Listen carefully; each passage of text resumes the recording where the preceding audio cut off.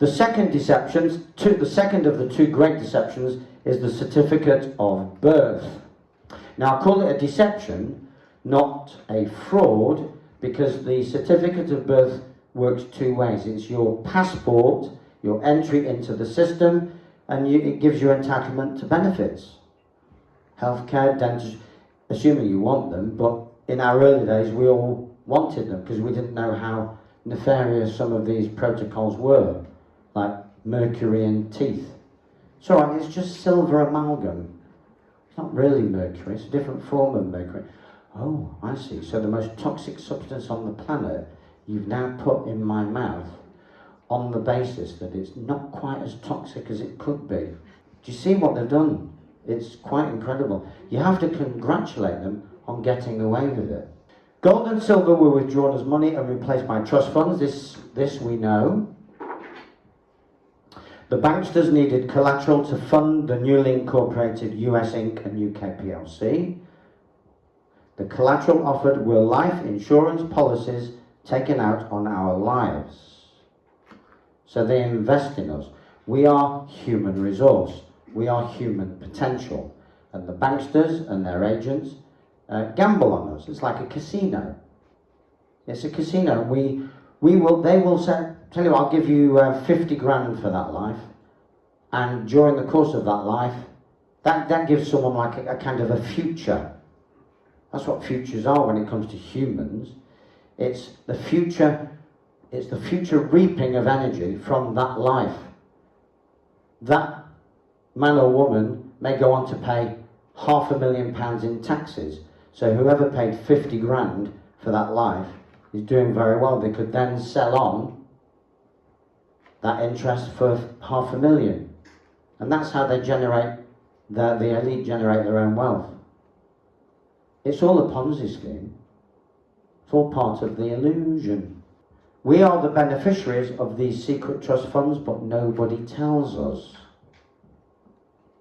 We're the beneficiaries. Remember that status. I'm going to give you 4 statuses, well 5, 1 you don't want, or rarely want, and 4 you do want. And that's your status correction, in my opinion. We are the beneficiaries of these secret trust funds, but nobody tells us. The trust fund in our name is evidenced by our birth certificate. So that's what your birth certificate evidence is, not your life. That's your live born certificate, held by the Vatican. Your birth certificate evidences the trust fund in your government birth name. There's a lot of practitioners out there who are desperate to get their hands on the government trust fund in their name. Slight issue with that is they don't own the name, as we're going to find out in a minute. Our life is evidenced by our live born certificate, as I mentioned earlier, held by the Vatican. So the question is begged, are we owned by the Vatican? Does that in effect, are we owned on any level by the Vatican? Well, we can't be, because we're living men and women. We haven't consented to anything. But these people, if that's the right word for them, are insane. And they think if they shuffle pieces of paper around, or shuffle chess pieces on a chessboard, they think that as long as they get their move right, then certain outcomes occur. And one of them is that we are owned. But as long as we're conscious of who we are, we can't be owned. An overriding principle of creation: whatever I create, I own. So they didn't create us, so they can't own us. A pyramid of power. So you'll find this online as an individual clip in greater detail. PC at the top is not political correctness, it's prime creator. Some people call God. God, or prime creator, created man. So according to this logic, who owns man? Who created man? Whoever created man owns man. So far so good. Man created government. Whatever I create, I own. Man therefore owns government. Now in this age of you-know-what, with you-know-who's abounding, we're being bombarded with the opposite of this wisdom. But if you know how to read between the lines, they don't use the language of ownership. It's another language. And it's not ownership, because they can't own us. Even a certain ex-prime minister said that we can't mandate anybody to do anything, but they can persuade people, they can get people so afraid of not doing what they're suggesting that it becomes a kind of mandate by proxy. So man owns government, we therefore, as men and women, own government. Hands up who feels that they own the government. Not one, oh, one. Two. You do in a way, and I understand why the hands have gone up, and I also understand why none of the other hands went up.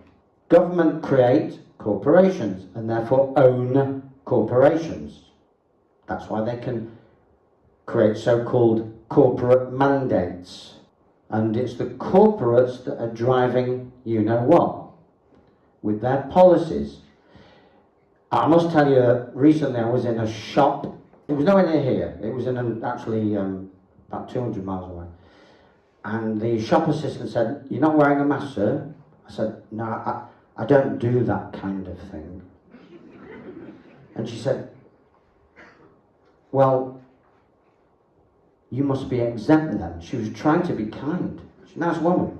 She said, "Well, you must be exempt then." I said, "Well, sort of." I was teasing her, teasing her like crazy. So she said, "Yes, but here, it's the law." Excusez-moi, I said, "Just hold on one doggone minute right there. Let's break this down. Can we agree that the government are creating guidelines for you-know-what and you-know-who? Yeah, okay, right. When those guidelines hit your boss's desk, it translates into company or corporate policy. Can we agree on that? Yeah, okay, give you that. So how come that guidelines from government and policy from your boss, by the time it reaches your lips, all of a sudden it's the law? Does that mean that you are the law? You might find that I am the law. We'll explore that later. She went into meltdown. I didn't have to insult her, abuse her, or get angry. I just had to reflect back some home truths.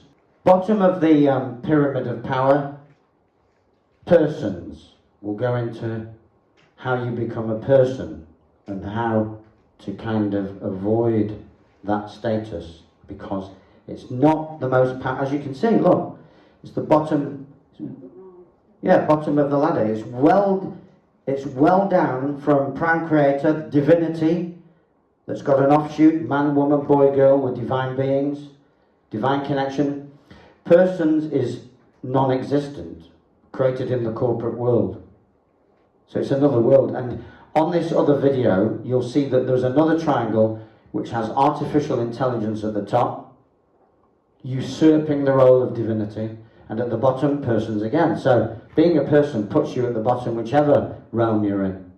The person we believe ourselves to be is created by this process of birth certification. This is why so many common law practitioners are very wary of this person and the birth certificate. They call it the birth certification fraud, which I don't. The person is therefore owned and controlled because the person is created by the certificating authority. So it's owned and controlled by the government via its agent, the birth certificating authority. But what exactly is the person? Notice that it says what, not who. The person is the combination of the given names and the family name. So your mother, father, or caregiver, in their innocence, write off to the registrar of births, marriages and deaths, fill in a form, it's the application for certification of birth, and the government say, thank you, put together all the names to make the person. Up until that point, it was just a baby boy called David, or a baby girl called Sarah, who happened to come from a family known as But they didn't have, and their family never called. I mean, whoever is who's called by their legal name at home, it just doesn't happen. You just very often you're not even called anything. Well, you're called some kind of name, but at most it's one name, the given name. That's the name of a man, woman, boy, or girl. The person is therefore a legal fictional character because it was created by a corporation for another corporation. That's in the legal fictional world. All paper, these corporations only exist on paper, so they're not real, not divine sourced. It does not really exist, so the person does not really exist. So if you operate your life as a person, you do not really exist. The Bible says, and I'm not a Bible pusher, do not be a person, do not have dealings with persons. It has been described as an energy or entity attachment, a form of possession. If you never become conscious of what the person can do to you, or if running this person program, because you become then state-owned and controlled, then you're, by definition, leading a limited life. You're leading the life of the person, not of the man, woman, boy, or girl. Having created the legal fiction person, all they need to do now is convince you that either A, it is you, or B, it is yours. How do they do that? So how do they get the boy or girl who only knows themselves as Jane or Peter or Pete, how do they get them to be the full legal name and the person, the school register?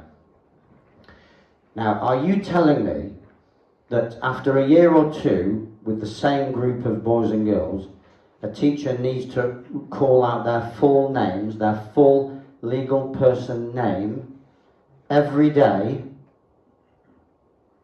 Why can't they just look at the room and go tick, tick, tick, tick, tick, tick, tick. Ah, Peter's not here. 0.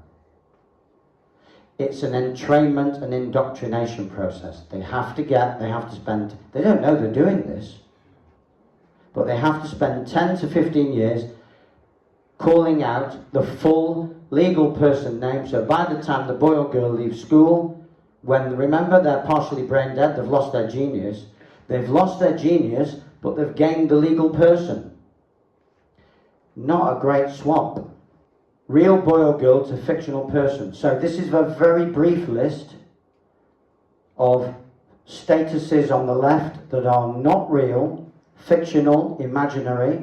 The person is owned and controlled by the state.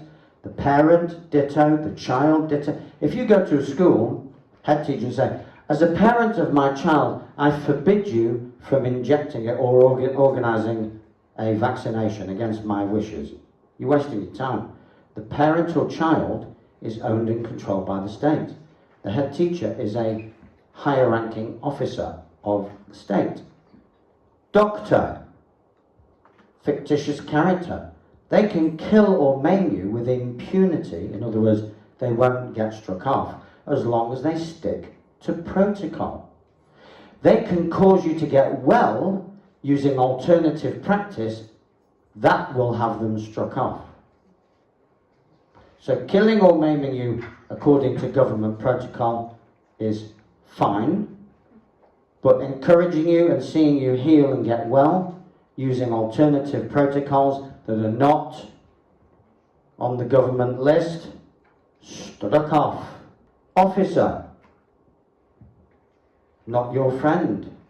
Don't call anyone officer. You would be assuming the position of person and therefore subordinating yourself. If it's police, call them constable. That keeps you in control. That allows you to preserve your true status, which is higher than constable. Constable is your servant. And I'll go into more depth on officer shortly. Teacher, so all these fictional statuses have their real equivalent. So a person should really be a man or woman. A parent should be a mother or father. So if you want to assert authority over the head teacher. You don't say, as a parent of this child, you say, as a mother or father of my boy or my girl. You assert true ownership according to divine law, not trapping yourself into their fictional legal system. It's all in the Bible. I'm too lazy to read the Bible. So it's a law book. But it's all there. Don't be a person and don't fall for the traps of persons. So if you want healing, you need a physician or a healer. You won't get healing from a doctor. You won't get justice from a lawyer or judge. And you won't get money from a banker. Teacher. Boys and girls don't need teaching. They need role models. So many mums and dads that say, well, I've just pulled my boy or girl out of school and I'm freaking out because I've no idea what to teach them. I said, do me a favour and do them a favour. Teach them nothing. What? How does that work? You'll see. Don't give them your limitations. And I'm going to get more and more categorical. I'm going to get on my knees and say, please don't teach them anything. Don't even attempt it. Let them teach you. Things like spontaneity, joyfulness, creative genius, emotional honesty, and all kinds of other things. Freedom of movement, random sounds, all the kind of things that we should be doing to retain our youthful exuberance, but we think are not appropriate for anyone over 14.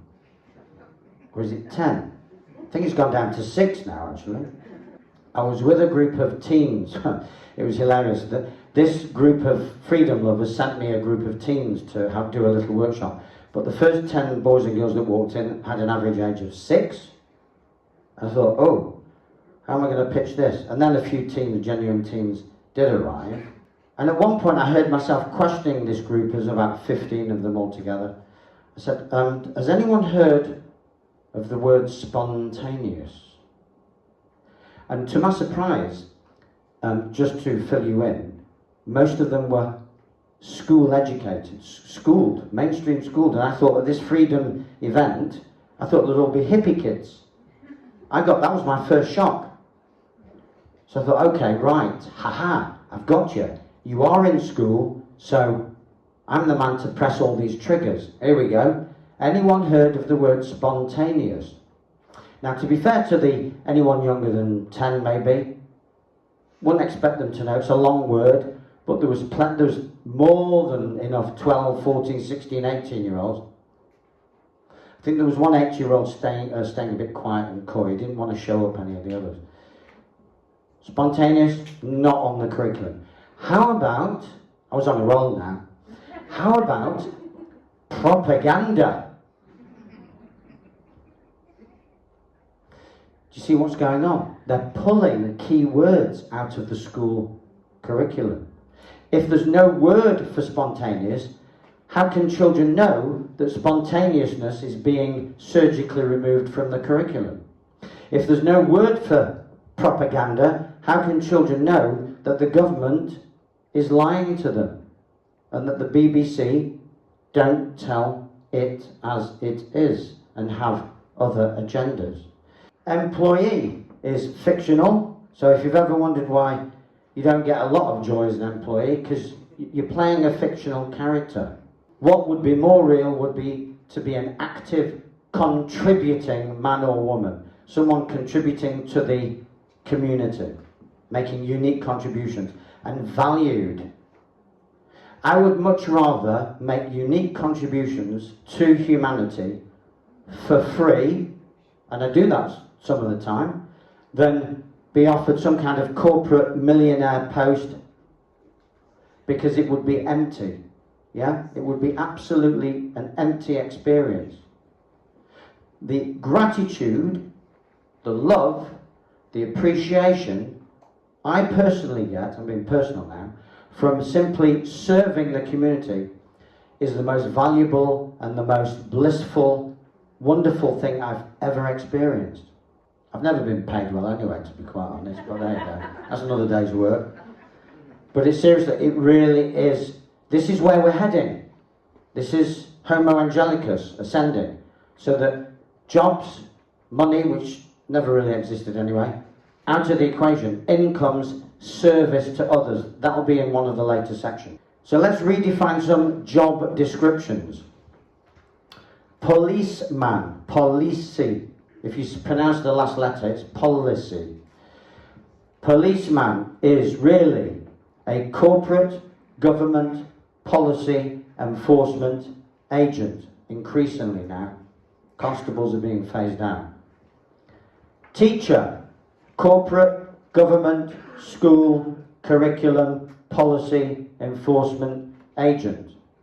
They're all government agents.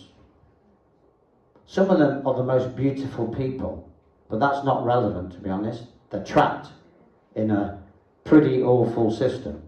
Redefining continues. Doctor, corporate, government, policy, enforcement agent, and BP, big pharma, hesitate to use that phrase, drug rep. Scientist, corporate, government, and big corporation, a propaganda agent. Because they're all funded by big...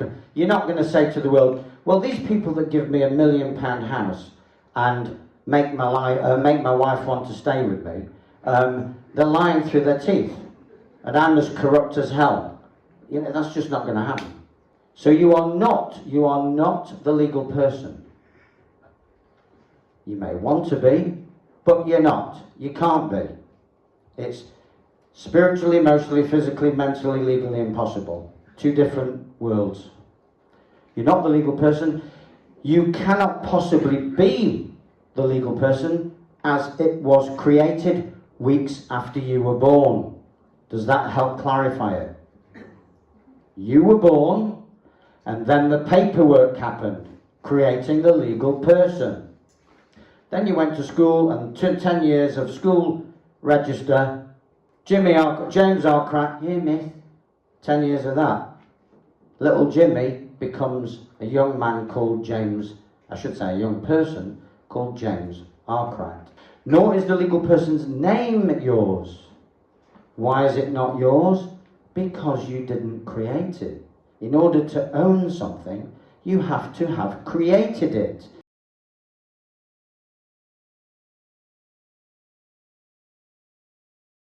You were 2 weeks old.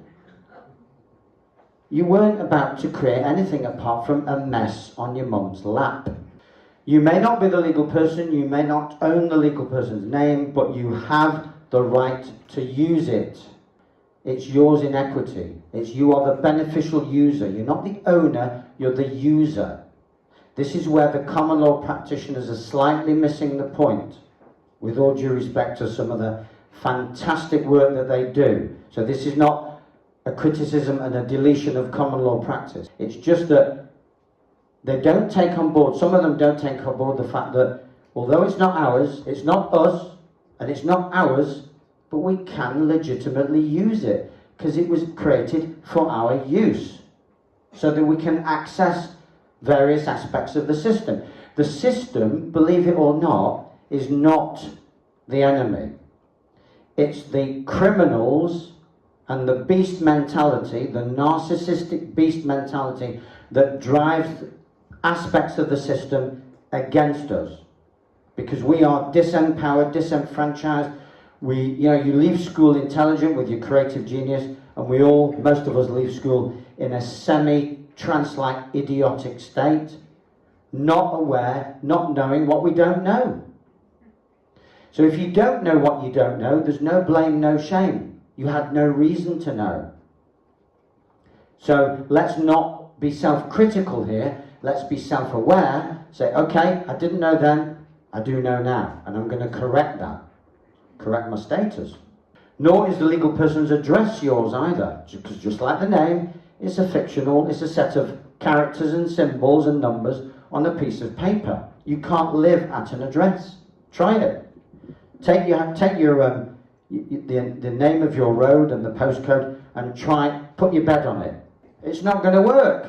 But again, you have the right to use it for your convenience so that people will know where you are. When you use the postcode, you're advertising where you are for military purposes. So you have to put square brackets around it to stay a peaceful man or woman on the land.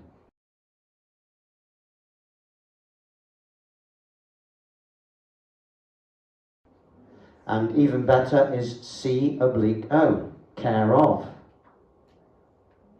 Because then they recognise that you know that you can't live at the address and that you don't own the address, but you can be reached by post via that address.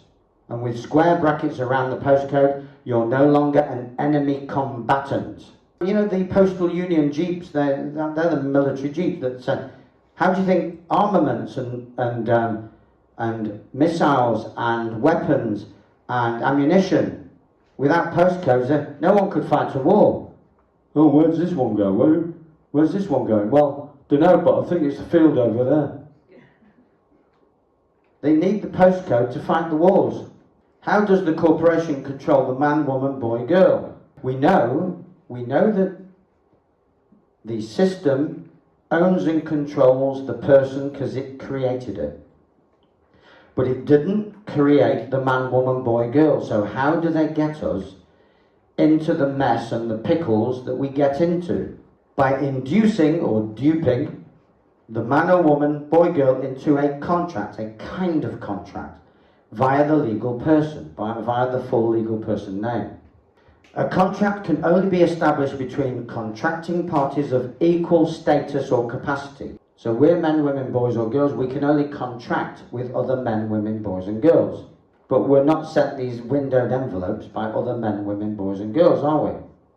Birthday cards, party invitations, but not windowed envelopes that scare you to death. The corporation and the person are both equally dead, artificial, so the legal person that you believe by mistake that you are is just as dead and artificial and fictional and two-dimensional as the corporation endeavouring to contract with you, the man, woman, boy or girl, via the legal person name. But the man, woman, boy, girl are alive, living, breathing souls. So in principle, no contracting potential. Two different realms. So a legal trick is needed. In fact, there are two. So it's legal. Again, it's trickery. You know what that started in 2020 is simply trickery. You need to do the research to find out exactly what I mean by that. But whatever it is I'm referring to, it's simply trickery, propaganda, and BS. Joinder is the first trick. Silent acquiescence is the second trick. Let's have a look at joinder and silent acquiescence. So obviously, if you sign something, then you're contracting full on, or agreeing if they don't sign it. A contract at common law ideally should be signed by both parties. But equity will still uphold an agreement that's only signed by one party. But in these situations, you're not signing. So joinder is not about signing, it's about giving a kind of a contract without actually signing. So joinder is creating a contract by duping, there's that word again, the man or woman into actively accepting the position of person. That's what joinder is.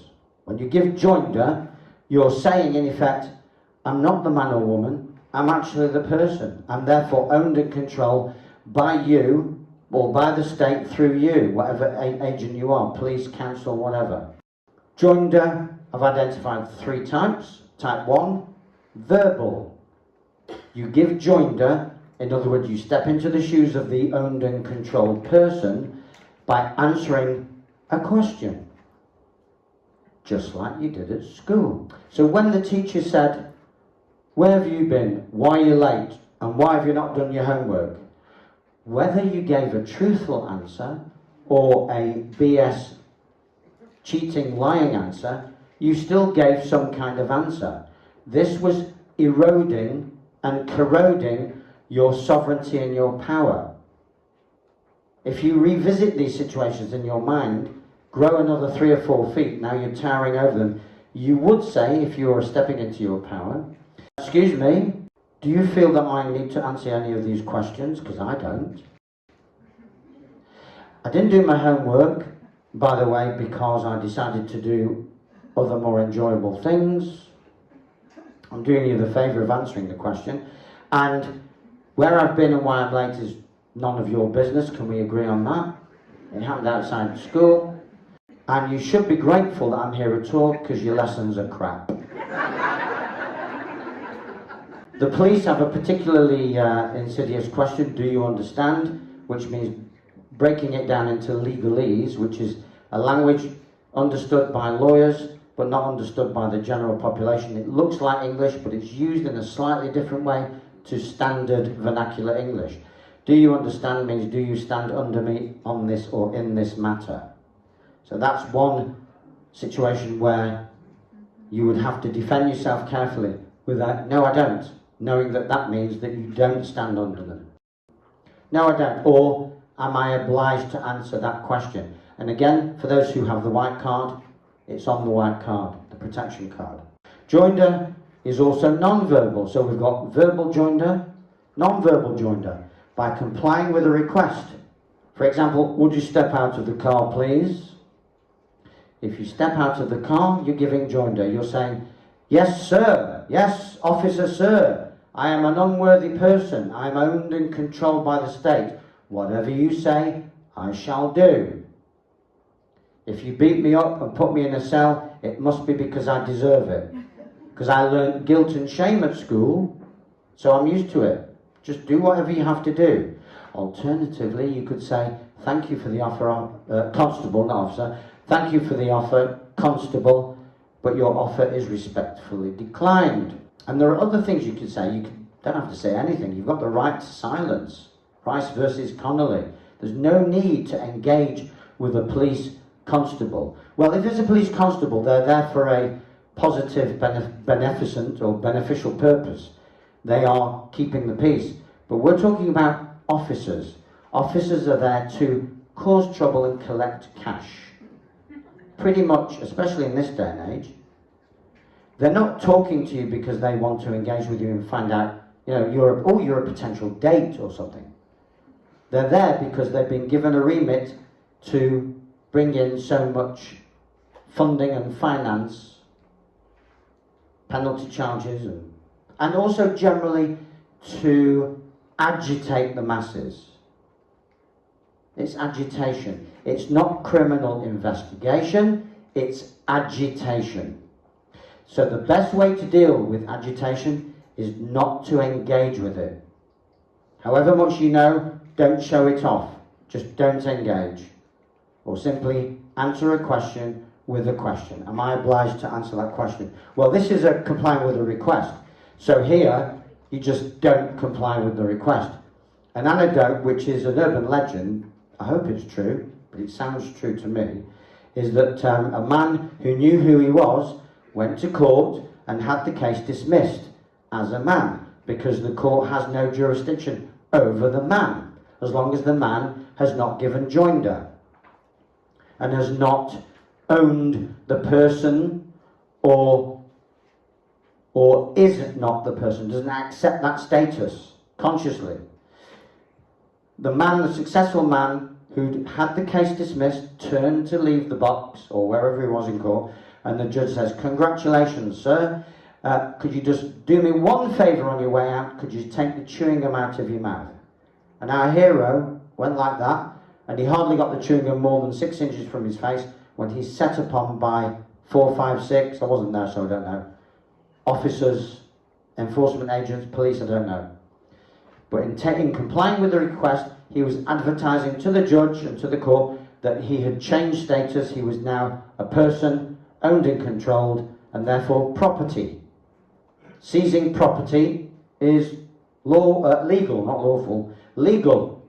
Seizing a man is unlawful. No one has the right to seize a man or a woman. But if you become the person, you lose your manhood and womanhood. If you become the person who happens to be a parent, you lose your boys and girls who are now children. Government owned and controlled property. The third form of joinder, so we have verbal, non-verbal, we also have remote. By opening mail addressed to the legal fiction person, you are giving joinder. They know that it's not you. Well, the higher officers of the corporation know. The scripted idiots that basically run the computers and answer the phones don't know, because they've been to school. The senior people have been to private schools and know an infinite amount more than we do. The people that basically just, part of the pantomime, but they're not aware of it, they think they're doing normal things. So they think, oh, I've just addressed an envelope to Mr. Peter Jones. But you haven't, you've committed mail fraud. To send an envelope, a windowed envelope, with the name of the legal person only visible through the window, is multiple mail fraud. I don't have time to go into that now. It is covered on my privacy course. Suffice to say that if you open that mail, you're an accessory after the fact of mail fraud. It's fraud because it's not addressed to you, it's addressed to your legal fiction, which is not you. Windowed franked mail equals postal fraud.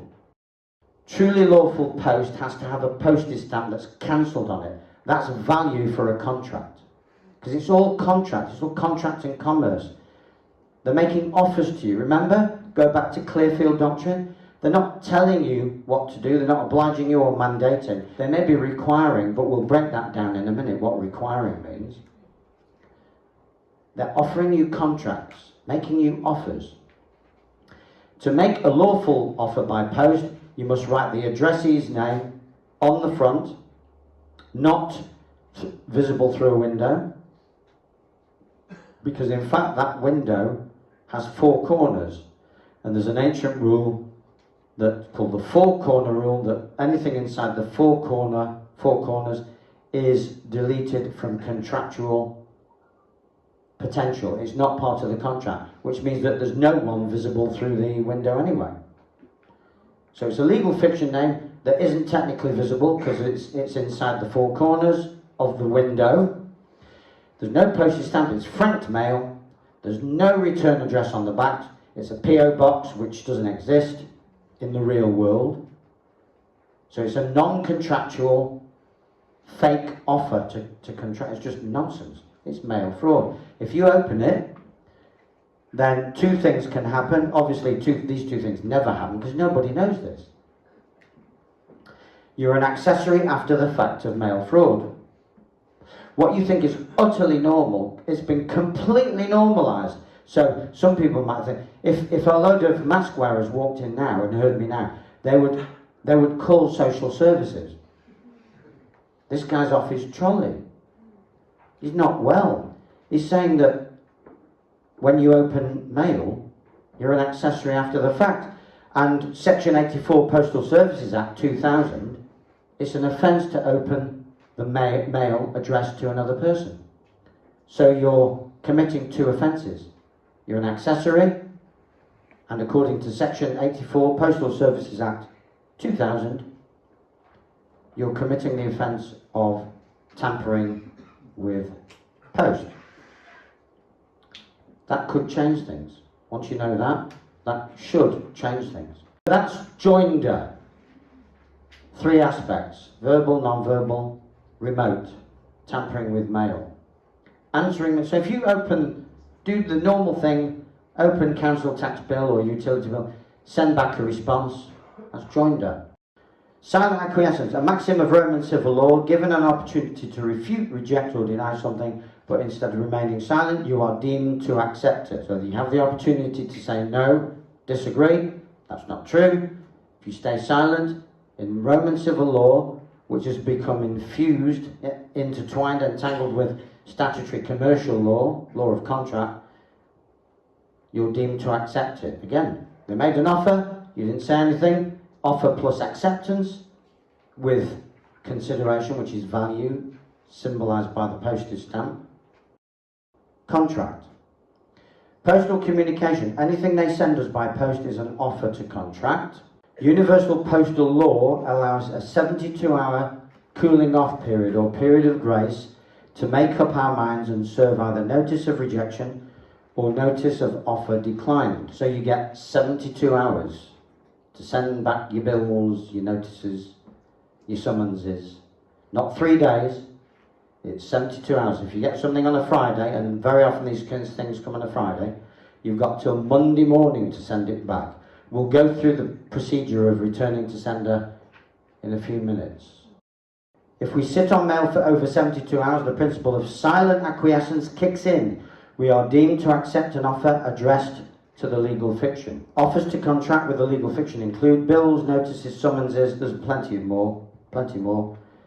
Fees, they might send you a bill for fees or whatever. Anything that they send you is an offer to contract. In commerce, language that we are misinterpreting on an hourly basis these days. Used to be weekly or monthly, now it's hourly, isn't it? You are required by law. We're not taught English at school. We're taught how to spell because it's the dark magical. You taught to spell. Spelling, not grammar. If we were taught English grammar, we would know that you is plural. It's second person plural. You are listening to me right now. But if you refer to just me or just one person, second person, singular, is thou. Hence, how great thou art, not how great you are. You collection of divine individuals that we're not going to identify. Thou. So this you cannot contract because we haven't identified them. You, a group of individuals that we haven't identified, are required, if you look at Bouvier's online law dictionary, that's Bouvieres, or Black's 5th edition law dictionary. There are other editions, but I think the 5th edition is the most reliable. You should find that required, they keep changing. They're so cunning. When people like me reveal this information, they can do this. They have a spooky power to change the meaning of a word. So see if I'm right. Required means requested, because we have no obligations unless we sign up for them. Therefore, they can only put requested. By law, by the law of contract, is the full title. So when they say it's the law, that number 2, it's the law, what they mean is it's the law of policy, of contractual policy. It's contractual policy as handed down by corporate governments. That's what they mean. But because they're so uneducated and so badly trained, or so well trained, according to your perspective, they haven't got a clue.